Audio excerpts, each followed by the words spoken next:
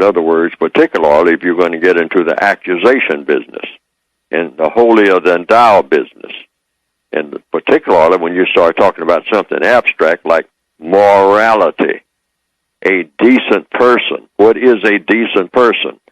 Am I decent? What makes me decent? What are the qualifications for being a decent person in detail? It's all in the details. And is the person down the street, is that a decent person? Based on what? When? Where? When did they become decent? Or when did they do something that was indecent? And how long? How long was that indecent, whatever they did that was indecent or immoral?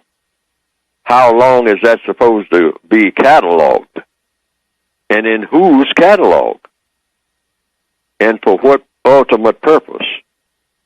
This morning's Washington Post newspaper, that's Wednesday, June the 12th, 2013, has an article. And the article says, U.S. sues companies for applicant screening. And then there's another line here in the same article that says, criminal histories used against job seekers, most of them black. And then it said that a commission was set up where BMW, it says here, effectively fired 70 black employees with criminal histories from a facility in South Carolina, even though many had been there for years. And then the article goes on and on and on.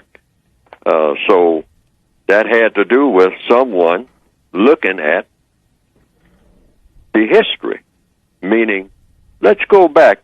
You know, I'm looking at you, and I have hired you, and you're working, and you're doing an excellent job, maybe.